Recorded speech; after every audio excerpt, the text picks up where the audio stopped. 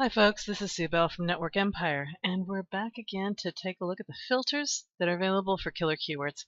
Now today we're going to look at the domain name finder keyword filter. The idea behind this filter is that it helps you find good domain names. There's a lot of flipping back and forth with Google with exact match domains where the name of the domain exactly matches the primary money keyword for the site. Sometimes Google loves those keywords, and then a few months later Google hates those keywords or those domain names. Regardless of whether they're currently in love with them or currently hating them, it's super easy to over-optimize your site and get a suppression penalty, meaning you can't get on page 1, or at least you can't get above position 5 because that keyword is over optimized on your site as a whole. So we've developed a filter that helps you stay away from those penalties, and it's this filter here, the domain name finder. Now what this filter is doing is it's looking for a thematic relevance between 50 and 80, so not too close to the seed term but also not too tangent. It's looking for the competing pages that are just a little bit larger than the seed term, 1.4%. And then it's also looking to make sure that there's some kind of cost per click. It wants there to be a keyword term count greater than 1, so there's more than one keyword in the word itself, so more than one word in the keyword. So for example, best email marketing services has 4 words in the keyword, so we want there to be at least 2. And then last but definitely not least is we're looking for the keyword to be pure diverse, and that's really the key bit in this filter, is the pure diversity.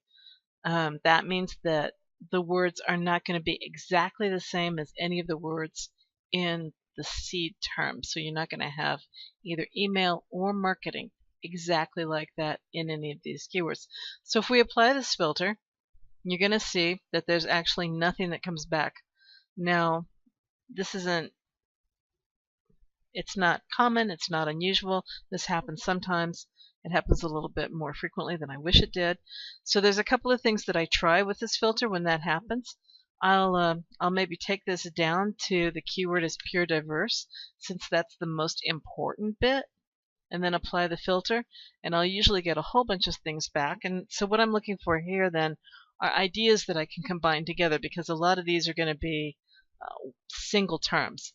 So we might find something like campaign, data direct, e-commerce, economy, email tools, or mail tools might be an interesting domain name.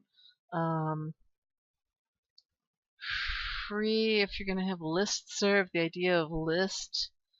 What I'm basically looking for are ideas that I can either combine or possibly even a term. It's very rare that you actually get a term back where it's like, ooh, yeah, that's what I want for a domain name. But this will help kind of spark some ideas that are down a completely different path. Now, if that doesn't pan out, what I do is I go up the vertical.